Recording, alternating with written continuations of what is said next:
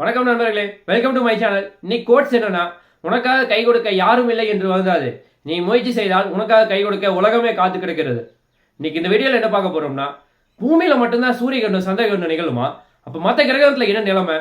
அதே மாதிரி நம்ம செவ்வாய் கிரகத்துக்கு போனால் என்னென்ன பிரச்சனை பேஸ் பண்ணுவோம், அதை பற்றி தான் இன்னைக்கு டீட்டெயிலாக பார்க்க போகிறோம். வீடியோவை ஸ்கிப் பண்ணாமல் ஃபுல்லாக பாருங்க. வாங்க இந்த வீடியோக்குள்ளே போகலாம். எந்த ஒரு பிளானட்லையுமே சூரிய கிரகணமோ சந்திர கிரகணமோ நிகழும்னா அதுக்கு கண்டிப்பாக நிலவு தேவை. அது மட்டும் இல்லாமல் அந்த பிளானட்லேருந்து சூரியனை பார்க்கும்போது சூரியன் பெருசாக தெரியும். அப்படி தெரிஞ்சால் மட்டும்தான் கிரகணமே பாசிபிள். இப்போ எக்ஸாம்பிளுக்கு பார்த்தீங்கன்னா, இப்போ பூமியில் சந்திர கிரகணம் நிகழ்துன்னா இப்போ சந்திரன் என்ன நிகழும்னா சூரிய கிரகணம் நிகழும். அதாவது இப்போ நம்ம சந்திர கிரகணம் கொஞ்ச நேரம் பூமியில் நீடிக்குதுன்னா சூரிய கிரகணம் சந்திரனில் ரொம்ப நேரம் நீடிக்குமா?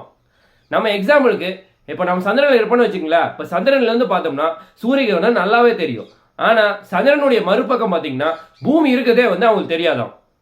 ஒவ்வொரு கோள்லையுமே கிரகணம் நிகழ்றதுக்கு வாய்ப்பு இருக்கா இல்லையா, அதை பற்றி நம்ம பார்க்க போகிறோம். ஃபஸ்ட்டு நம்ம பார்க்க போகிற பிளானட் பார்த்தீங்கன்னா மெர்க்குரி. இந்த பிளானட் நிலவு கிடையாது, அதனால கிரகணம் தோன்றதுக்கு வாய்ப்பே இல்லை. சப்போஸ் அங்கே புதனில் நிலவு இருந்துச்சுன்னா என்ன நடக்கும்னா ஒரு சிறிய புள்ளி அளவுக்கு மட்டும்தான் கிரகணமே தோன்றுமாமா. அந்த அளவுக்கு சூரியனை கம்பேர் பண்ணும்போது புதன் ரொம்ப ரொம்ப சின்னது. அடுத்து நம்ம பார்க்க போகிறது வீனஸ் பிளானட். இந்த பிளானட்ல நிலவு கிடையாது, ஆனால் கிரகணம் தோன்றதுக்கு வாய்ப்பு இருக்கு. எப்படின்னா புதனுடைய நிழல்னால இங்கே கிரகணம் தோன்றதுக்கு வாய்ப்பு இருக்கு. இது 100 வருஷத்துக்கு ஒரு முறை மட்டும்தான் நிகழும். மூணாவது நம்ம பார்க்க போகிற பிளானட் பார்த்தீங்கன்னா மார்ஸ். இந்த பிளானட்ல 2 நிலவு இருக்கு, அதனால சூரிய கிரகணம் நிச்சயமா பாசிபிள். ஆனால் முழு சூரிய கிரகணம் நிகழுமான்னு கேட்டால் நிச்சயமா கிடையாது. ஏன்னா 2 நிலவுமே ரொம்ப சின்னதாக இருக்கு, அதனால பகுதி அளவு சூரிய கிரகணம் மட்டும்தான் நிகழும். அடுத்து நம்ம பார்க்க போகிற பிளானட் பார்த்தீங்கன்னா வியாழன். இந்த பிளானட்ல பார்த்தீங்கன்னா 69 நிலவு இருக்கு. அப்படின்னா ஊறப்பட்ட கிரகணம் நிகழுமான்னு கேட்டால் நிச்சயமா கிடையாது. ஏன்னா இதில் 4 நிலவு மட்டும்தான் ரொம்ப ரொம்ப பெருசா இருக்கு, மித்ததெல்லாம் ரொம்ப சின்னதா இருக்கு. ஆனா இங்க கிரகணம் 10 வருஷத்துக்கு ஒரு முறை தான் நிகழும். ஏன்னா அதனுடைய தூரம் ரொம்ப ரொம்ப அதிகம். அஞ்சாவது நம்ம பார்க்க போறது சனி பிளானட். இந்த பிளானட்ல பார்த்தீங்கன்னா 62 நிலவு இருக்கு. இதுல எல்லாமே கிரகணத்தை உருவாக்க முடியுமான்னு கேட்டா இல்ல 7 நிலவு மட்டும் தான் உருவாக்க முடியும். இது எப்ப நிகழ்துன்னா 5 வருஷத்துக்கு ஒருக்காத கிரகணமே நிகழுது. அடுத்து நம்ம பார்க்க போறது யுரேனஸ். இதுல 27 நிலவு இருக்கு. இது எல்லாமே கிரகணத்தை உருவாக்க முடியுமான்னு கேட்டா இல்ல பாதி ரொம்ப ரொம்ப சின்னது. அது மட்டும் இல்லாம யுரேனஸ் சூரியனுக்கு ரொம்ப தொலைவில் இருக்குங்காட்டி அவ்வளவு சீக்கிரம் சூரியனை நெருங்கவே முடியாது. இது சூரிய நிகழ்றதே ரொம்ப ரொம்ப ரேர். எப்போ நிகழ்துன்னா 42 வருஷத்துக்கு ஒருக்காத நிகழுது. லாஸ்ட்டாக நம்ம பார்க்க போகிற பிளானட் பார்த்தீங்கன்னா நெப்டியூன். இந்த பிளானட் பார்த்தீங்கன்னா 6 நிலவு இருக்கு.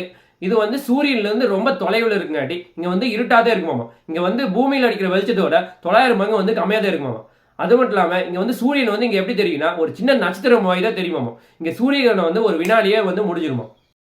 உங்களில் யார் யார் செவ்வாய் கிரகத்துக்கு போகணும், அங்கே போய் இருக்கணும் அப்படின்னு ஆசைப்படுறீங்களா கீழே கமெண்ட் லீவ் பண்ணுங்க. ஏன்னா நம்ம அதை பற்றி தான் நம்ம பார்க்க போகிறோம். இப்போ செவ்வாய் கிரகத்துக்கும் பூமிக்கு என்னென்ன வித்தியாசம் இருக்குது அதை பற்றி பார்க்கலாம். அதாவது செவ்வாயில் ஒரு நாளுங்கிறது எவ்வளோனா 24 மணி நேரம் 39 நிமிஷம் வரும். ஆனால் நம்ம பூமியில் 24 மணி நேரம் தான் இருக்குது. அது மட்டும் இல்லாமல் பூமியுடைய நில அளவு பார்த்தீங்கன்னா 29.2% இருக்கும். ஆனால் செவ்வாயில் நில அளவு பார்த்தீங்கன்னா 28.4% தான் இருக்கு. பூமி என்ன டிகிரியை சுத்துன்னு பார்த்தீங்கன்னா 23.44 டிகிரி சுத்துது. ஆனால் செவ்வாய் 25.19 டிகிரி சுத்துது. இப்படி சுத்துறங்காட்டி செவ்வாயுடைய காலம் ரொம்ப ரொம்ப ஜாஸ்தியா இருக்கு. அதாவது ஒரு வருஷங்கிறது செவ்வாயில எவ்வளோனா 1.88 பூமியோட வருஷம். அது மட்டும் இல்லாமல் நம்ம இங்கே பூமியிலேருந்து செவ்வாய்க்கு போகணும்னு நினச்சோம்னா எவ்வளோ தூரம் இருக்குன்னா 55 மில்லியன் கிலோமீட்டர்லேருந்து 400 மில்லியன் கிலோமீட்டர் வரைக்கும் இருக்கு. அதாவது நம்ம ஸ்பேஸ் எக்ஸ் உடைய விமானத்தில் போனாவே பார்த்தீங்கன்னா 6 மாதம் ஆகுமாமா இங்கிருந்து பூமியிலேருந்து செவ்வாய்க்கு போகிறதுக்கு. பூமியிலிருந்து செவ்வாய்க்கு போகணும்னா மூடப்பட்ட கோள்கள் தான் போகணும். அதாவது அது எப்படின்னா ஃபுல்லாக கண்ணாடியாக மூடி இருக்கு. இது கிட்டத்தட்ட 6 மாதம் நம்ம இருக்கங்காட்டி நமக்கு மூச்சுத்திறன் ஏற்பறதுக்கு வாய்ப்பு இருக்கு. சரி கோல்டு, நீ நம்ம பூமியில நமக்கு சுவாசிக்கிறதுக்கு ஆக்சிஜன் இருக்கு. அப்ப செவ்வாயில ஆக்சிஜன் எவ்வளவு இருக்கு அப்படின்னு கேட்டா ரொம்ப ரொம்ப கம்மி தாங்க. அதாவது 0.16% தான் இருக்கு. அதாவது அதனால கண்டிப்பா திரவ ஆக்சிஜன் இருந்தா மட்டும்தான் நம்மளால சுவாசிக்கவே முடியும்.